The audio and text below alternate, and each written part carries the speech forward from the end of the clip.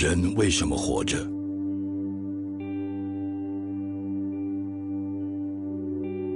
为了思念，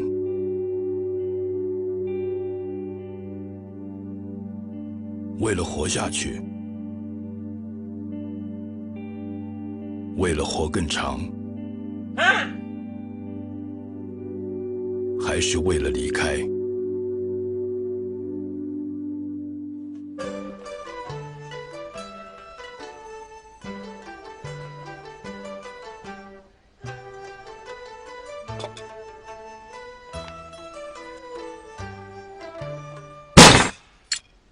去骑摩托车吧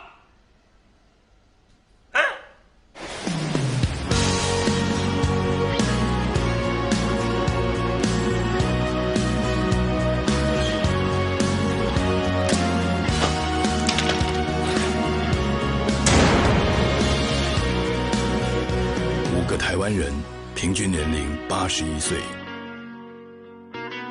，1个重听，1个得了癌症，3个有心脏病，每一个都有退化性关节炎。6个月的准备，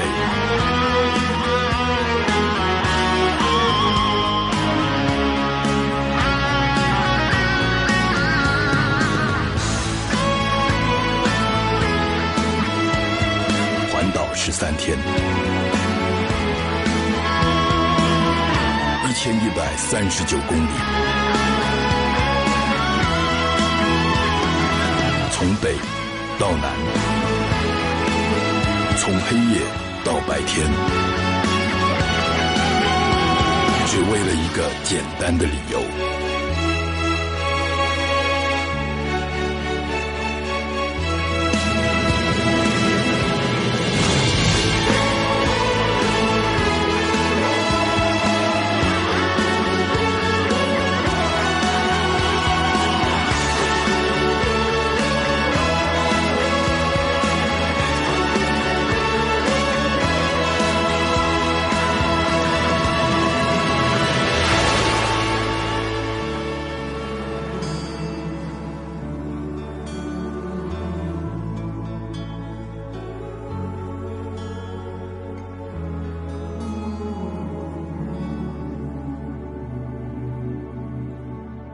人为什么要活着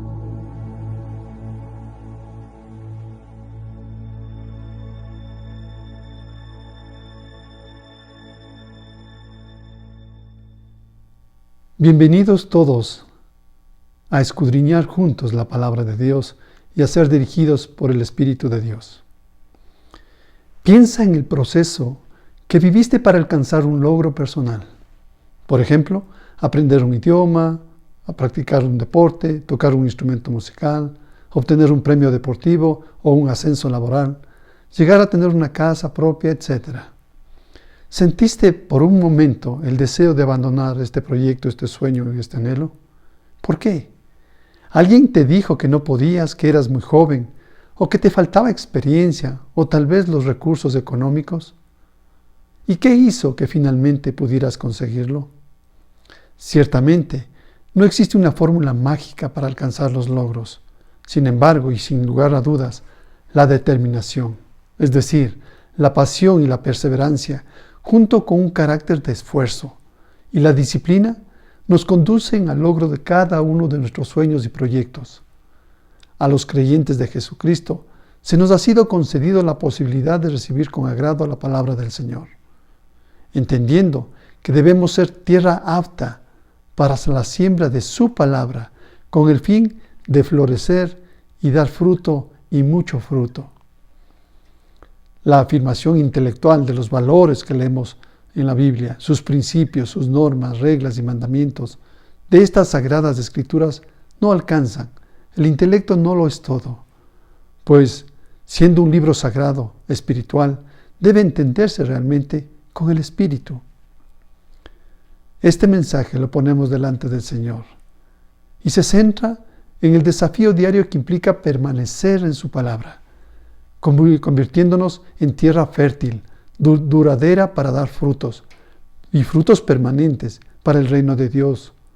frutos espirituales en un mundo espiritual y también natural. El reconocer la utilidad de las enseñanzas de Jesús debería ser suficiente para meditar en su palabra, tal cual el Sermón del Monte, dejando ser parte de la multitud que seguía a Jesús por los milagros y las sanidades, e iniciar el proceso de discipulado a través de sus enseñanzas, y así descubrir lo que afirma Mateo 7, 28, 29, que nos dice: cuando Jesús terminó de decir estas cosas, las multitudes quedaron asombradas de sus enseñanzas, porque lo hacía con verdadera autoridad, algo completamente diferente de lo que habían o hacían los maestros de la ley religiosa. Pues Dios ahora ha tomado la iniciativa de darse a conocer. El libro de Hebreos, en el Nuevo Testamento, el capítulo 1, los versos 1 y 2 nos dice: hace mucho tiempo, Dios habló muchas veces y de diversas maneras a nuestros antepasados por medio de los profetas. Y ahora, en estos últimos días, nos ha hablado por medio de su Hijo. Dios le prometió todo al Hijo como herencia, y mediante el Hijo creó el universo. ¿Por medio de quién habló Dios primeramente a la humanidad? Por medio de los profetas, personas guiadas por el consejo del Espíritu de Dios para decir y hacer lo que Dios mismo quería que digan y hagan. ¿Y por medio de quién habló luego? Por medio del Hijo, Jesucristo el Señor. Jesús indica que la palabra de Dios, que se traduce en vida, produce resultados significativos de bendiciones y beneficios para cada persona, para cada individuo que desea en su corazón escuchar a Dios. Juan capítulo 8, el verso 30 y 31 nos dice: entonces muchos de los que oyeron sus palabras creyeron en Él. Jesús le dijo a la gente que creyó en Él: ustedes verdaderamente son mis discípulos si se mantienen fieles a mis enseñanzas. Según el verso 30, ¿cuál es la primera decisión que tomaron los judíos que escucharon a Jesús? La primera decisión es: le creyeron a Él, pues sus enseñanzas tenían el peso de la autoridad. Mucha gente de entre la multitud pensaba que eran discípulos de Jesús por seguirlo o por estar de acuerdo con sus enseñanzas. Sin embargo, de acuerdo con el verso 31, ¿qué características, qué señal estableció Jesús como evidencia de ser un verdadero seguidor? Permanecer o persistir de continuo en obediencia a sus palabras, serle a Él fiel. Ese es el requisito. Así, la palabra de Dios es para edificación, no de sus seguidores o de la multitud, sino de los que deciden ser discípulos, a aquellos valientes que toman la alternativa de ser creyentes y convertirse en discípulos. En el libro de Hebreos, en el capítulo 5, los versos 12 al 14, se nos dice acerca de las clases de creyentes que hay. Hace tanto que son creyentes que ya deberían estar enseñando a otros. En cambio, necesitan que alguien vuelva a enseñarles las cosas básicas de la palabra de Dios. Son como niños pequeños que necesitan leche y no pueden comer alimento sólido. Pues el que se alimenta de leche sigue siendo bebé y no sabe cómo hacer lo correcto. El alimento sólido es para los que son maduros, los que a fuerza de práctica están capacitados para distinguir entre lo bueno y lo malo. ¿Qué distingue a cada grupo? Los que son como niños necesitan que alguien vuelva a enseñarles vez tras vez las cosas básicas de la Biblia, en tanto que los maduros, a fuerza de práctica, de disciplina, de perseverancia, de esfuerzo, están capacitados para distinguir entre lo bueno y lo malo. Es decir, tienen el don del discernimiento. Pregunto esta mañana, ¿dentro de qué grupo de creyentes te incluirías? Podrías decir tal vez: soy un nuevo creyente. Entonces debes emprender y aprender los rudimentos del cristianismo, conocer de las Sagradas Escrituras, establecer la autoridad de la Biblia, conocer de la misión y la obra de la Iglesia en la tierra. Si acaso después de mucho tiempo de creer en Cristo, sigue siendo un niño espiritual, ¿qué actitudes y comportamientos inmaduros debes dejar de lado para crecer espiritualmente? Tomar la alternativa de crecer a discípulo, madurar en el discernimiento de las decisiones conforme al corazón de Dios y su palabra. Regresemos por un momento a Juan capítulo 8, el verso 31. Jesús le dijo a la gente que creyó en él: ustedes son verdaderamente mis discípulos si se mantienen fieles a mis enseñanzas. Ahora el verso 32 dice: y conocerán la verdad, y la verdad los hará libres. Solo los que son discípulos conocerán la verdad y serán libres. Así, ¿cómo explicas las definiciones que Jesús hace de la verdad y de la libertad en el verso 32? Juan 14:6 nos contesta. Jesús le contestó: yo soy el camino, la verdad y la vida, y nadie va al Padre si no es por medio de mí. Jesús mismo es la verdad divina que podemos conocer no solo como resultado de una aceptación intelectual, de un conocimiento humano, sino mediante el compromiso con Él, mediante intimar con Dios mismo en la persona de Jesucristo, conocerlo profundamente, íntimamente, enamorarte de Él y amarlo, para así poder tener la adoración y la alabanza con una vida de fe y obediencia, y ser así un verdadero discípulo. Dicho esto, ¿no sería lógico que en nuestra vida de fe, nuestra prioridad de proyecto de vida a alcanzar debería ser discípulo de Jesucristo? Entiendo que nuestra vida de fe contempla nuestra vida natural, la económica, la vida familiar, nuestra salud, el desarrollo personal. Y es el área espiritual la que da realmente el equilibrio a nuestra vida integral. Y a través de Él, de Jesús, el camino, la verdad y la vida, tengamos libertad, pues Él es quien rompe las cadenas que nos hacen esclavos del pecado, de la maldad, de la ira, del enojo, de las discusiones y pleitos, etc. E ir confiadamente a Dios Padre, y servir al prójimo en amor. Gálatas capítulo 5, el verso 13 nos dice: pues ustedes, mis hermanos, han sido llamados a vivir en libertad, pero no usen esa libertad para satisfacer los deseos de la naturaleza pecaminosa. Al contrario, usen la libertad para servirse unos a otros por amor. ¿Cómo no debemos entonces usar nuestra libertad los cristianos? No debemos dar rienda suelta a nuestros instintos pecaminosos, a nuestra carnalidad, sino al contrario, usar la libertad para servir en amor a los demás. Alguien alguna vez me dijo: la vida de los cristianos es aburrida, no le ponen picante y sabor a la vida, no hablan malas palabras, no ingieren alcohol, ni siquiera bailan, parece que ni se divierten. ¿Consideras que la libertad en Cristo es aburrida? ¿Estás siendo tentado a coquetear con las libertades que te ofrece el mundo? Si es así, ¿cómo podría el Señor Jesucristo ayudarte? Romanos 6:16, a ver los resultados del camino que eliges, te está diciendo a través de la palabra. ¿No se dan cuenta de que uno se convierte en esclavo de todo lo que decide obedecer? Uno puede ser esclavo del pecado, lo cual les lleva a la muerte. O puedes decidir obedecer a Dios, lo cual te lleva a una vida recta y digna. ¿Qué sucede si los creyentes escogen no permanecer en las palabras de Jesús?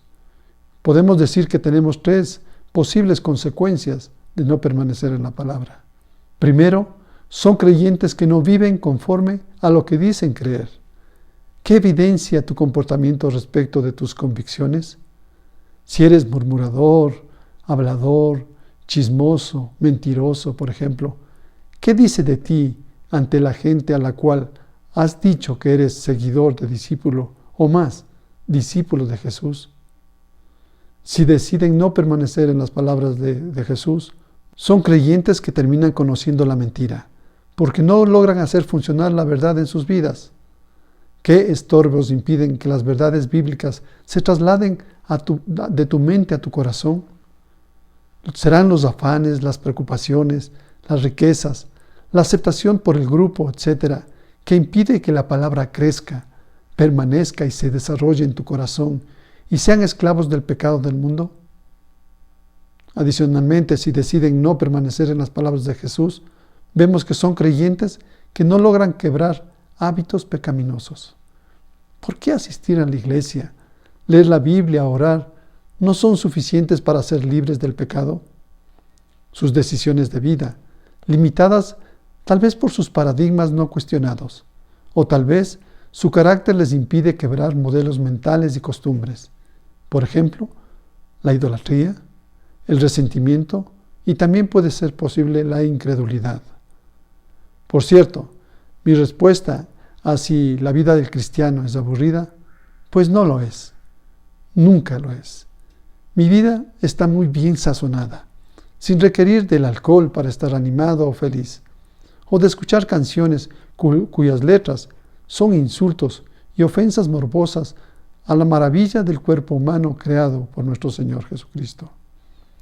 Como ser humano, sí, cometo errores y he tomado a veces malas decisiones que me han pasado factura de algún modo. Mas, sin embargo, como creyente, busco permanecer en la palabra de Dios y obedecerla. Y la lucha es contra mis debilidades. Las he ganado por medio de la ayuda y la guía del Espíritu Santo de Dios, quien me ha dado libertad. Y llevo una vida feliz de bendiciones y de libertad. He aquí que nuestro proyecto de discípulos de Jesucristo demanda pasión, demanda perseverancia y mucho esfuerzo y disciplina, como un desafío cotidiano, como un desafío diario. Observemos por un momento el caso del Antiguo Testamento que nos ilustra cómo podemos reaccionar frente a situaciones complicadas y difíciles. El pueblo de Israel transitaba por el desierto hacia la tierra prometida por Dios, hacia la tierra de Canaán. Moisés había enviado espías para ver cómo era la tierra ofrecida por Dios, esa tierra de leche y miel. Así que presentaron informe a Moisés los que habían visto. Esto leemos de la situación en el libro de Números, en el capítulo 13, los versos 31 al 33. Pero los demás hombres que exploraron la tierra con él no estuvieron de acuerdo. No podemos ir contra ellos, son más fuertes que nosotros. Entonces comenzaron a divulgar entre los israelitas el siguiente mal informe sobre la tierra. La tierra que ahora atravesamos y exploramos devorará a todo aquel que vaya a vivir allí. Todos los habitantes que vimos son enormes. Hasta había gigantes, los descendientes de Anac. Al lado de ellos nos sentíamos como pequeños saltamontes y así nos miraban ellos. En tanto que otro informe dado por Josué y Caleb era totalmente distinto, era diferente. Números capítulo 14, los versos del 8 al 11.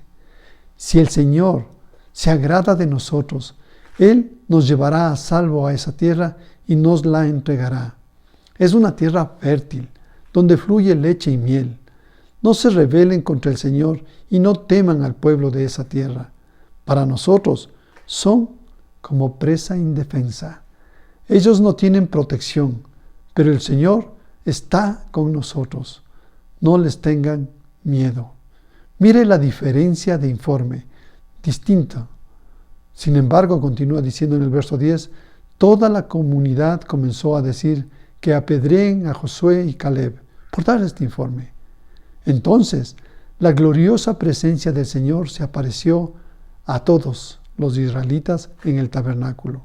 Y el Señor le dijo a Moisés, ¿hasta cuándo me despreciará este pueblo? Nunca me creerán, aun después de todas las señales milagrosas que hice por ellos y entre ellos. ¿Qué doble llamado hicieron Josué y Caleb al pueblo en relación con Dios y en relación con el país por conquistar? El primer llamado, no debían ser rebeldes contra Dios. Y el segundo, no debían tener miedo al pueblo enemigo. Ellos veían desde la perspectiva de la promesa de Dios. Los enemigos serían presa indefensa, porque el Señor estaba con Israel y se habían apartado de ellos. ¿Cómo reaccionó la multitud? Enseguida la multitud quiso matar a pedrada a Josué y Caleb. Ahí Dios se irritó contra su pueblo, porque ellos se negaban a creer en sus palabras, a pesar de todas las maravillas que él había hecho entre ellos en su travesía justamente a Canaán. En esta historia, ¿qué advertencia encontramos en este acontecimiento del desierto para tu vida cristiana, de la vida de un discípulo? El diablo desea evitar a toda costa que los discípulos escojamos permanecer en las palabras y las enseñanzas de Jesús nuestro Señor. Quiere el diablo ensuciar, manchar de dudas, temores, poner rocas y espinos en el camino y robar de tu tierra la semilla de la palabra de Dios que fue ya en ti sembrada. El libro de Efesios en el capítulo 6, el verso 16 nos dice, y hablando de la lucha espiritual contra las huestes espirituales de maldad de la región celeste, nos dice, además de todo eso, levante el escudo de la fe para detener las flechas encendidas del diablo. Levante el escudo de la fe. En la práctica, ¿cómo se puede tomar el escudo de la fe para poder apagar estas flechas encendidas del diablo? En otras palabras, ¿cómo puedes tú luchar contra el mundo, contra las acechanzas y los dardos que lanza el mundo todo el tiempo, guiados y dirigidos desde Satanás? Pregunto, ¿qué valor o principio de tu fe, de tu testimonio como discípulo de Jesús, está siendo cuestionado por tus compañeros de trabajo, por tus compañeros tal vez de estudio, tus amigos de años, por tus amigos de actividad deportiva o de hobby? Y también inclusive puede ser por tu familia. ¿Qué principios son cuestionados por ellos? ¿Sientes tal vez que a veces hacer lo que hacen todos es más fácil, y así lo es, y así te evitas del rechazo del grupo al cual perteneces o al que quieres estar por medio de una influencia? La pérdida tal vez de un empleo, el riesgo de una relación que te interesa. Permanecer en la palabra es el desafío que nos permitirá convertirnos en verdaderos discípulos del Señor.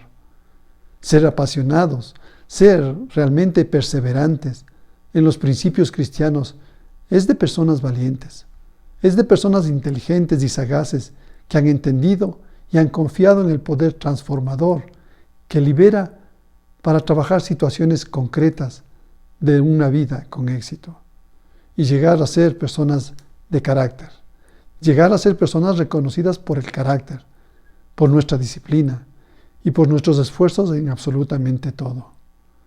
Entonces, esto es levantar el escudo que aplaca los dardos del maligno.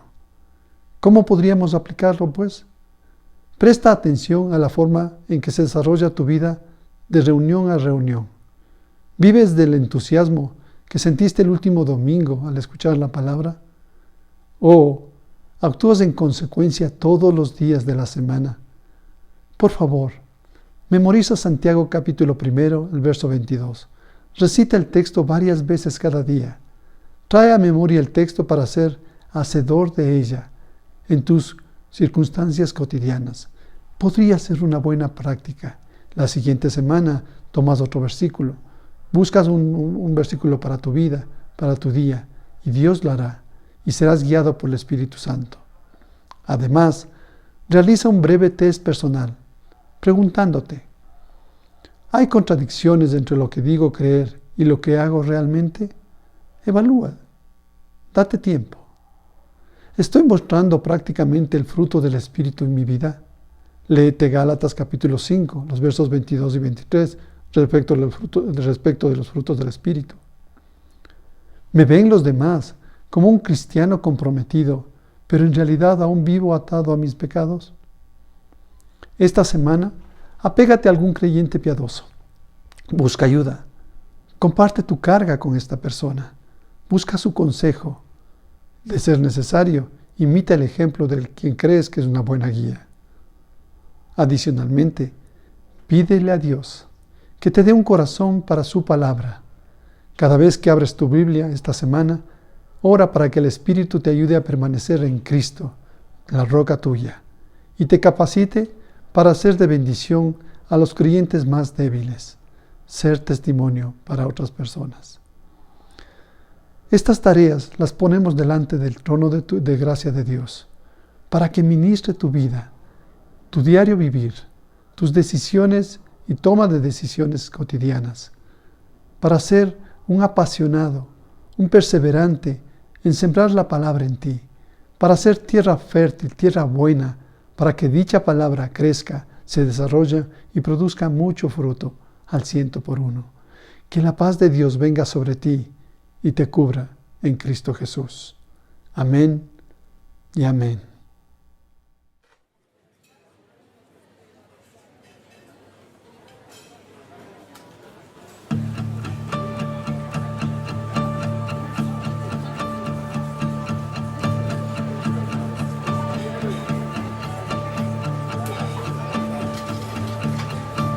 Dicen que Dios tiene sueños, 8 billones de sueños. Dicen que eres uno de ellos. Mira qué hermoso destello eres de Él.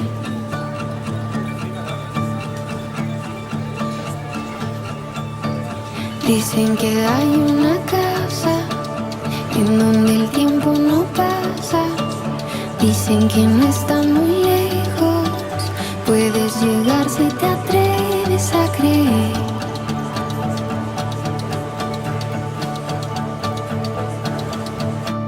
Todos a la mesa, nadie queda fuera.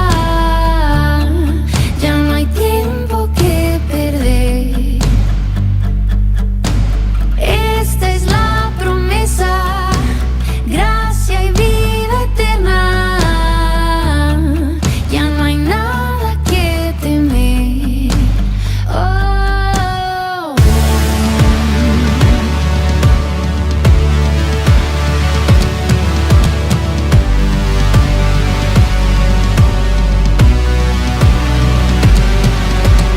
Dicen que hay un banquete inagotable y creciente.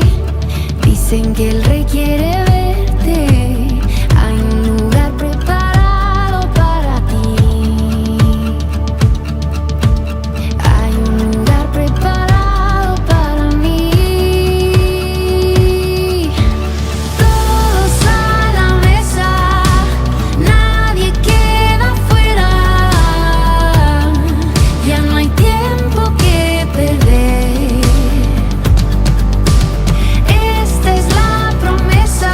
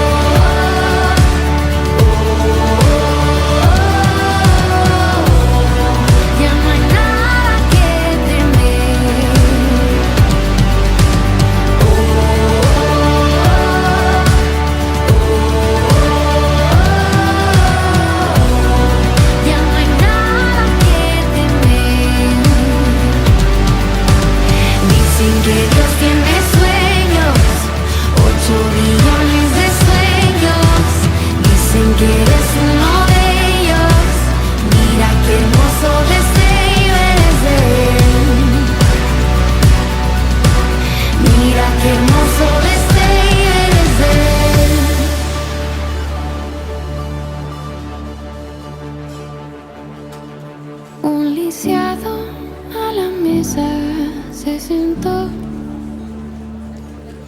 con vergüenza sus heridas ocultó, mas al rey no le importó su condición. Bienvenido, hijo mío, declaró. Y Elías